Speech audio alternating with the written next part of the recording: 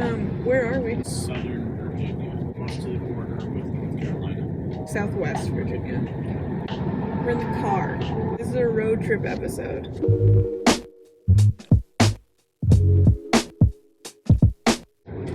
What time did we leave this morning? 4 a.m. We dropped the dog off at my parents' house. We're headed south. We're going to see Justin's family and friends. So yeah, it's a road story this time. It's a road narrative. It's a quest. I'm reading Blow Your House Down by Gina Frangello.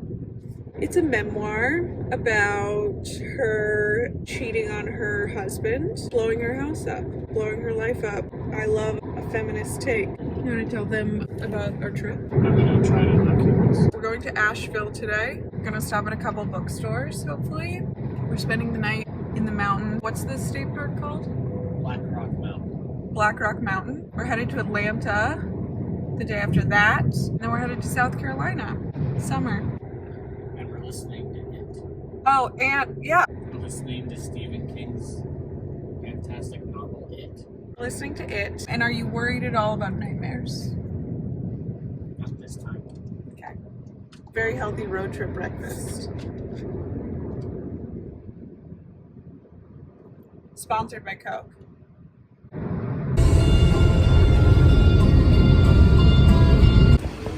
We made it to Asheville. Tacos, here we come. White duck taco. This is the steak.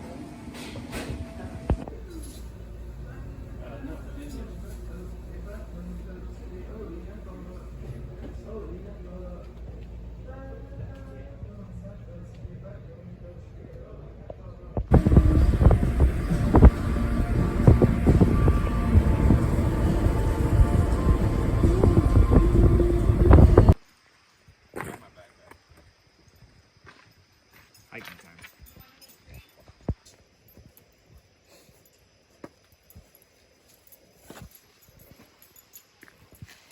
It's not good. Yeah. Yeah, I don't know how people do. So many mushrooms. Should have brought a little bag.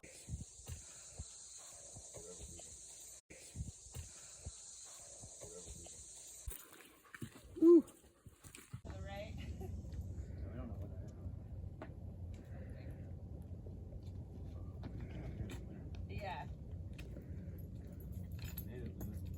Hello. It's Saturday. I am in Atlanta, Georgia. We drove down. We had an evening in North Georgia in a cabin with some of Justin's high school buddies. That was great. Did some hiking, did some sitting by the fire, did some pretending to laugh at their inside jokes about high school. And then we drove to Atlanta, and now we're here for Justin's sister's engagement party. I had the most wonderful day with my internet friend Lindsay. You've heard me talk about her on here before because I love her, and today we met in real life and it was great. I didn't take any video because I was so immersed in my feelings of excitement and anticipation all day. It was great. She showed me a great time. We had strawberry matcha. We went book shopping. We went vintage shopping. I saw her beautiful home. She has a lovely partner. It was great. So I have some books to show you. Lindsay gave me 3 books when I got there. Unreal. Alice Munro, who I've never read. She said, I know you've never talked about her on your channel, which means you've never read it because she's perfect for you, and if you had read it, you'd talk about it. So excited about that. Written on the Body, Jeanette Winterson. It's supposed to be steamy.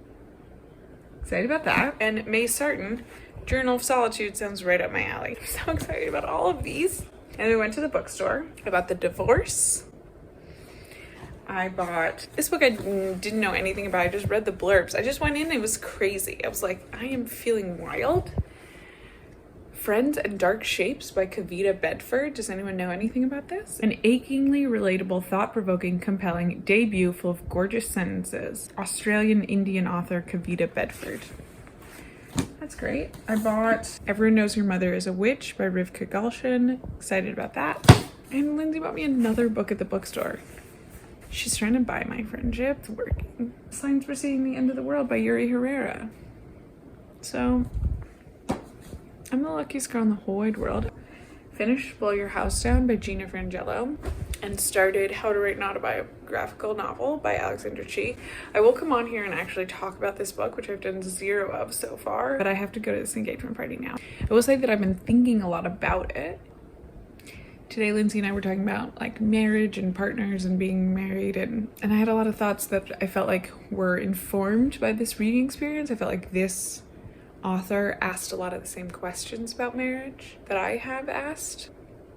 What I said to Lindsay was that I really love being married and I wouldn't recommend it to anybody. That's sort of how I feel about where Gina Frangello settles on heterosexual marriage in this book. I'll come back and talk more about that book and check in on the Alexandra Chee at some point. From here, on the great southeastern road trip, we are headed to South Carolina next for a few days. The dog is with my parents in DC. I know you were worried about Hush Puppy.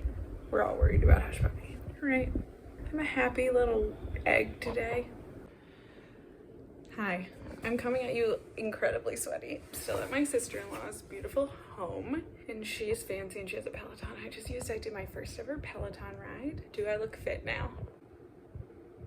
Do I look like a fitness influencer? Be honest. I have a few minutes before I jump in the shower, so I'm gonna talk to you about Blow Your House Down.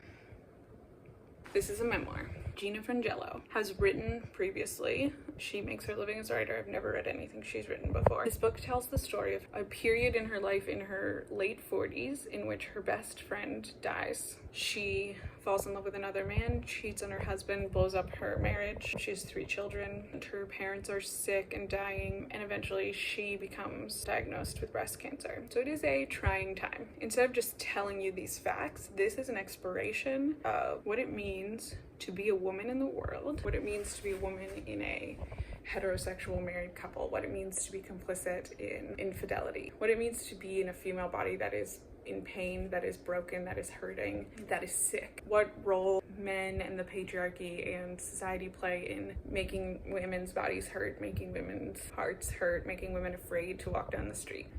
There's very little answered questions in this book, and that is my favorite part about it. I love that she's grappling with what it means to both be in the wrong as a cheating spouse and be a victim of sexual and gender violence. I enjoyed it. As I was reading it, I thought it was good, but I've thought more about it as I finished it, and to me that's a sign of a really good book. I really appreciate that it has caused me to think more. I think a bad book tells you what it wants to say. A good book asks questions, and a really good book forces you to grapple with those questions even after you finished it.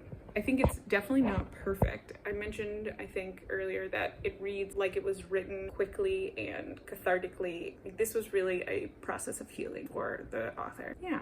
So now I'm reading 2 books at once because I'm crazy. I'm reading How to Write an Autobiographical Novel by Alexandra Chee. I'm about 5 essays in. So far, my favorite essay for sure is about his time as Annie Dillard's student, The Writing Life. Alexandra Chee actually, and I didn't know this before I picked this up, Alexandra Chee went to Wesleyan University, which is where my husband teaches. So some of this book that takes place in his college years take place near my home on the campus where my husband works. Isn't that cool? In The Writing Life, he talks about being the student of Annie Dillard, who worked at Wesleyan for 20 years. And she's such a badass. I really enjoyed that essay. And then today I'm also reading The Divorce. See that beautiful blue book on my messy dresser there? It's a teeny tiny. All good things. Today is our last day in Atlanta. I think we're gonna hang out. Honestly, riding the Peloton was like the only thing on my list today. The first extra I've gotten in a long time. But maybe we'll go sit by a pool or something. And then we're gonna go out to dinner in the city tonight. One last meal with my sister-in-law and her partner. And then tomorrow we head to South Carolina.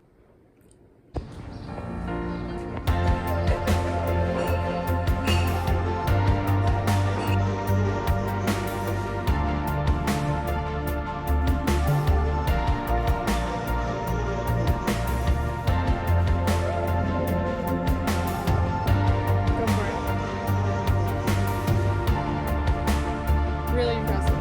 Your turn, Abby. All right, can you slob squat? Is what it's called.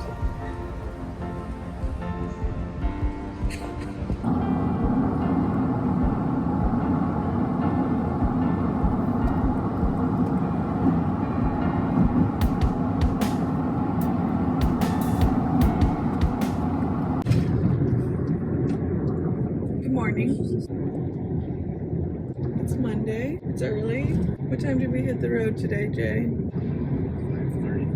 5:30. Did you have a good time in Atlanta? It was great. We're headed to South Carolina to stay with Justin's parents for a few days. We read a book. I read this book yesterday, The Divorce. I'm going to tell you about it. It's a weird one. The premise is that our main character gets on an airplane, avoid his divorce proceedings, lands in Buenos Aires, is sitting in a cafe, and that's it. And there's this split-second moment while he's sitting in that cafe in which water spills on a passerby. From that moment, we zoom in and out on different characters who witnessed or were included in that incident. In this book, he's obsessed with time and space and scale and size.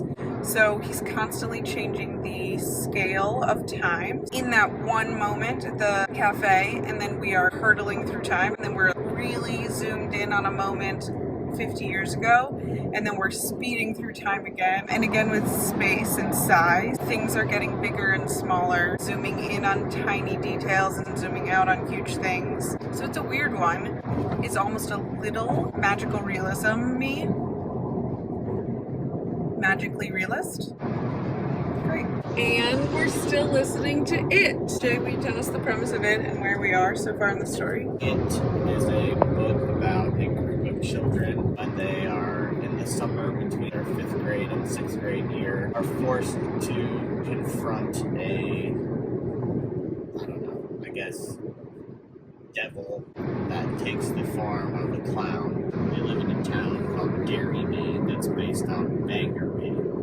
It's about the way that like childhood traumas affect adults. Alright, looking forward to getting to South Carolina and reading by the pool. It's hard to write such a granular history and also have it be readable and interesting, and so congratulations, because that's definitely accomplished here. We made it to Justin's parents. And Justin's on a podcast that came out today and we're listening. In the 1960s in terms of civil rights then, and can name the laws. And I think few people really understand this early civil... So like the notion of what civil rights means is created at this time because members of Congress say, okay, we have these freed people. What do we guarantee them now that they have been freed? And so this is the first time we have to actually sit down, or legislators have to actually sit down and come up with a list of, okay, here are the rights that all citizens of the United States are guaranteed that we...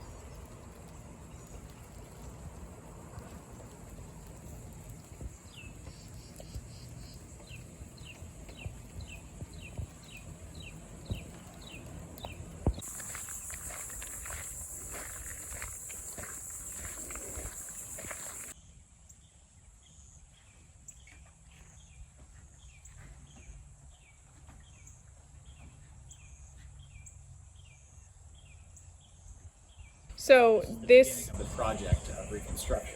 So this school, which is the first school for emancipated slaves, is like sort of the first thing, the first policy of Reconstruction. It wasn't really officially a policy. There was no Or the first initiative, I guess. Yeah, This is the there was first no Reconstruction federal initiative. aid yet, until this was entirely... Oh, this was privately funded by William Penn. Yeah. This was people coming down here and starting something. So like I said, Sherman doesn't get here till late, but this island was abandoned. Most of the coastal islands were abandoned fairly early into the war because the Confederacy had very little naval power. Right, so the federal government constructs this thing called the Freedmen's Bureau, and they had people working in the War Department who were also working in the Freedmen's Bureau, and then when the war ended, the Freedmen's Bureau collapses and fails. And so all the stuff that is created by the Freedmen's Bureau pretty much dissolves by 1875 or so, because the money dries up.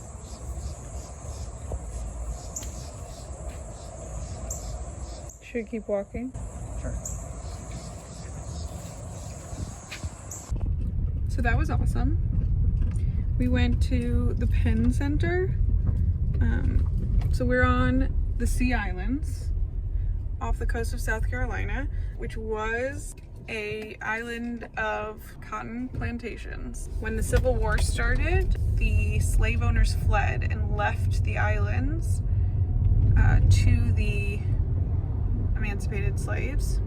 They were not emancipated at the time. They just abandoned them. They were abandoned enslaved people. So there's this entire island of formerly enslaved people who created their own culture and language informed by the African and Bahamian cultures they came from. It's called the Gullah or Gullah Geechee. And on the island was the first school. And so we just got a tour of that old schoolhouse. It was really cool. It was staffed by Quakers from Pennsylvania. It is now a national park called the Reconstruction Area National Park. And all the people who worked at the museum were like multi-generational Gullah people. It was really cool. How did I do on that recap? Pretty It was good. pretty concise, right? Good job. And on the property of that campus is the cabin where Martin Luther King Jr. wrote the I Have a Dream speech. There you go. Had a very cool day. We're gonna drive out and see some more beautiful sea islands.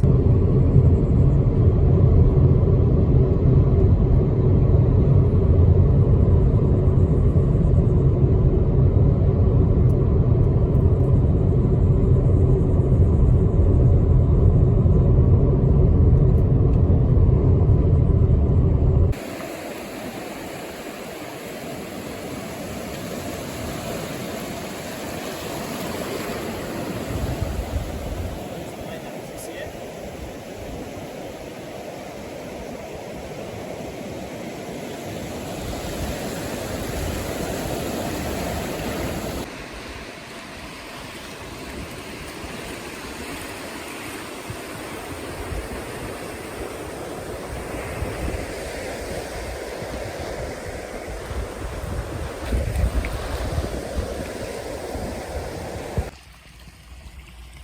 Good morning. It is Wednesday. I'm still in South Carolina at my in-laws' house. They live on a lake. They have a pool. It's great. Spoiled. Ooh, it's a little wet on my bum. We've been having a wonderful time here. A lot of pool. I really wanted to see an alligator in this lake, but it hasn't happened. Today, we're going to Savannah, Georgia, which is very close, for hanging out and dinner. And then tomorrow, Jess and I get back in the car, going to Richmond, Virginia, and then Washington, D.C., where Hush Puppy is, and I miss him so much. I'm reading 2 books right now. I'm still reading the Alexander Chee essays, which are fine. Some are better than others, which is always true with an essay collection, but the book has gotten some amazing press, so I'm thinking there's like some really good juicy nuggets when I keep going. But so far it's fine. But I'm also reading this. Let me tell you, it is not doing it for me. I mentioned in my last vlog that I requested this book because Parl Sagel said it was a thinky woman book. But it's a pretty like shallow, kind of vapid thinky woman book, you know? If you have a thinky woman and that thinky woman has lame thoughts. The book has so far been a lot about menopause, which doesn't really speak to my personal experience. If you've been around for a while, you know that like my number one pet peeve with the book is cheesy dialogue. That is abundant here. So this book is about a woman named Sam who lives in a suburb of Syracuse with her teenage daughter and husband. One day she goes to an open house for an old historic house in Syracuse proper, decides that day to buy the house and leave her husband. And then there's some cheesy fight scenes where she is leaving her husband with cheesy dialogue. And there's also lots of city dangerous, suburb safe. So I'm not vibing with it. Yeah, so that's what I'm reading. And I'm just sitting here trying to find an alligator.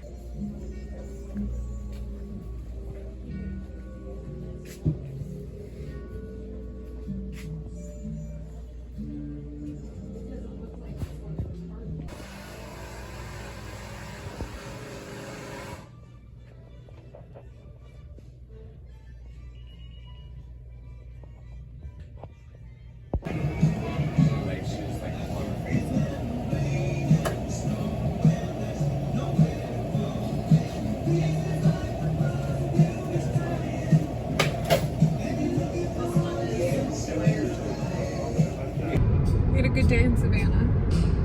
Did some book shopping, drank some beers. Gonna stop at this strip club?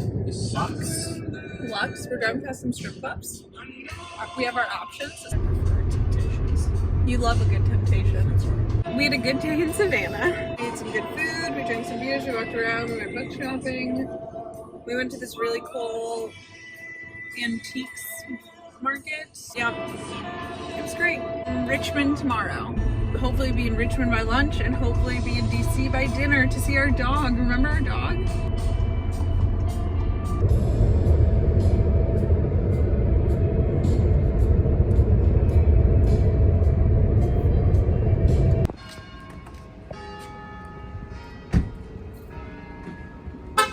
We're in Richmond. Hello. We are in Richmond, Virginia. We had lunch at a cute little Jewish deli. Did you enjoy it? Very much. I nagged him about his red meat consumption. Like a good wife. We stopped in a couple shops and walked around, and now we are headed to DC to see our dog. I finished this book and I need to talk to you about it. I don't recommend this book. Okay, so our main character, Sam, is a middle-aged woman having a little bit of a midlife crisis, going through menopause, leaves her husband, buys this beautiful old house in Syracuse. As periphery characters, we have her daughter and her mother. So we have this 3 generations. Her daughter's going through her own thing as a 17 going on 18-year-old blossoming into womanhood. Her mother is on the other end of the spectrum, aging, nearing death. We get it. 0 of the metaphors in this book are subtle. Nothing about this book is subtle.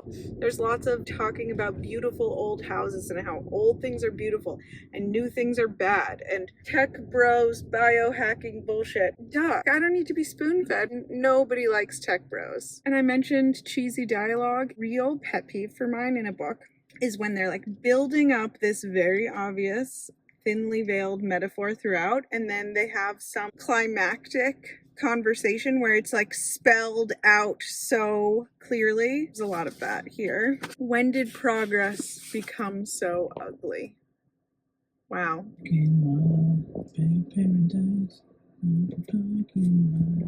Yeah, this book was bad. 2 like pretty unforgivable things that happen in this book. 1, the daughter is 17 or 16 or 17. She has a relationship with like a 30-year-old guy, and the mom sees her and doesn't intervene. What? Also, there is a murder of a black child by police as a fucking subplot, one line in this book that we get to then see this white woman think about her own feelings about that. There is not a single person of color who is a character in this book. Pretty unforgivable. Those are my thoughts on this book. Sorry, Knopf. I wanted to like it, but no. We have about 2 hours to DC, right? Make out with our dog. We made it to DC. There's a dog here. We missed him. Did you miss your dog? Very much. How was the drive today? Long and traffic full. Terrible drive today. We have a lot of cuddling to catch up with on the dog. Not with each other. No, God no. We need some time apart. Yeah. This is my mother, Adele. We're at her garden plot, a community garden. She wants to give us a tour. Aren't you in luck?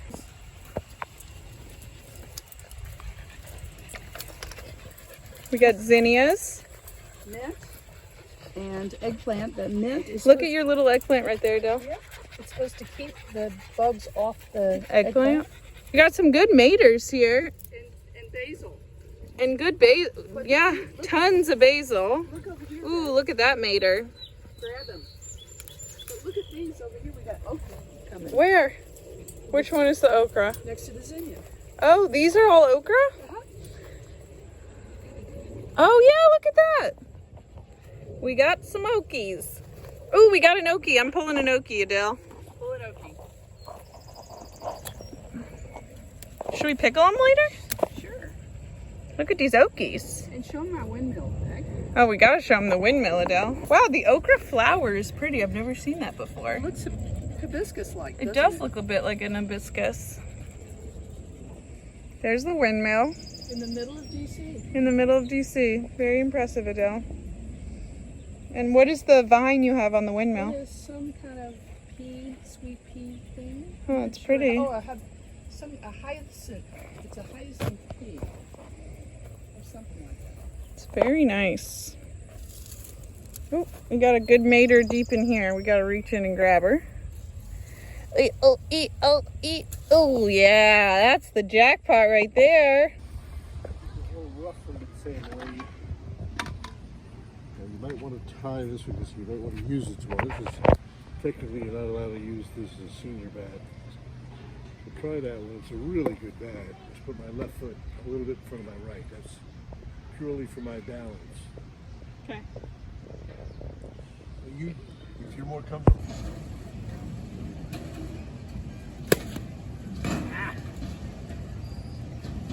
Yeah.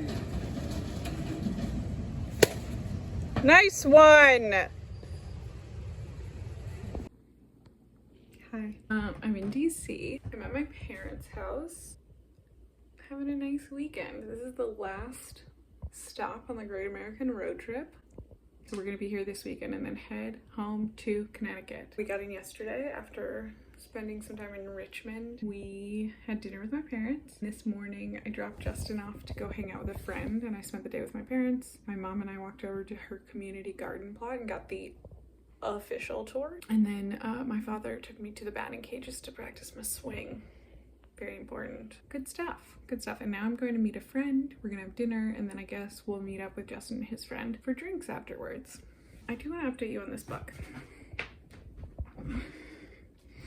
I'm about halfway through the Chi essays. My thoughts on the essays are that they're very insider baseball about writing, which I appreciate, but they're very much about his writing process, his novels, which I've never read. So it's hard for me to be super invested in the book because I don't really know what we're talking about, because I don't know what the final product that is being referenced is. If I were a Chi fan, I would be dying for this, but as it is, I'm not like crazy about it, but that's okay. So now I get to decide what fiction I want to read next. But now I'm gonna go hang out with my friend and play and eat. We're fancy girls. How are we feeling this morning, Justin? Felt better. Felt better.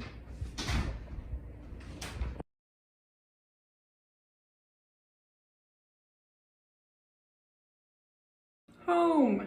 I'm home. Back in my guest bedroom / office. Yeah, getting back to work, getting back into the swing of things. We did it. We're here. Road trip over. Had a blast. I'm glad to be home. Getting back into the routine of things. Went to the gym this morning. I have like 8,000 hours of weeding to do in the backyard, but I did get to harvest all the goodies that grew while we were gone. Also, let me show you this monstera leaf. It is the largest monstera leaf of all time. What? No. What? Okay. So those are the exciting things that were waiting for me upon my return. Oh, and some book mail. I'm gonna open some book mail with you. Let's see what came. Also, I finished that Alexander Chi book, so I'll talk about that. Can I put you here? Will this work? Sort of. I'm gonna slouch so you can see me. Okay. Book mail. I'm drying some hydrangea from my backyard. It's not really going as prettily as I thought it would. Oh, this is amazing. Maggie Nelson, Arc of the New Maggie Nelson. On Freedom, 4 songs of care and constraint. So often deployed as a jingoistic, even menacing rallying cry, the rhetoric of freedom both rouses and repels. Nelson thinking publicly through the knots in our culture. Sounds like Maggie Nelson to me. Cool. Thank you so much, Grey Wolf Press. Razorblade Tears. This one was kindly sent to me by Flatiron. If you're a regular tuber, you might watch Claire Reads Books.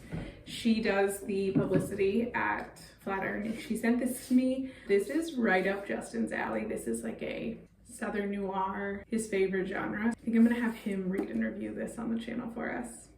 Exciting. And then this last one I think I ordered myself.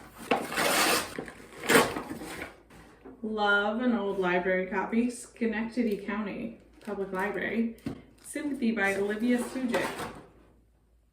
Blurb done back by Claire Louise Bennett, author of Pond. Sympathy is a mind-bending novel that skillfully depicts the bizarre interplay of technology and intimacy. Love an internet book.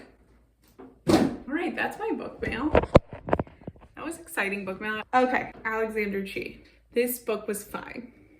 Sorry. People loved it. It won tons of awards. I thought it was fine. It's really insider baseball. I think if I was a writer, if I was an aspiring writer, if I was interested in being a writer, I would have been marking this up, going through with a fine-tooth comb. But because I'm not, I'm a reader, it was less interesting to me. And I don't know why and what exactly that distinction's about, but that's how I felt. I thought the best essay was actually the last one on becoming an American writer. And then I also, like I said earlier, loved the one that took place during his time at Wesleyan, which is where Justin teaches, right here where we live. And so that was fun for us, for me. We didn't read this together, it was just me. So I thought this book was fine. I'm glad I read it, but like, didn't change my life. It was fine. And now I'm reading Rivka Gelchin's Everyone Knows Your Mother's a Witch, which came out earlier this year. And then I'm also gonna read a backlist Salter that my friend Lindsay said is steamy. So I'm excited to get a little hot and bothered. So that's what's going on here. Wish me luck catching up on work. Wish me luck catching up on weeding. And that's it. I'll talk to you guys soon. Love you, nerds.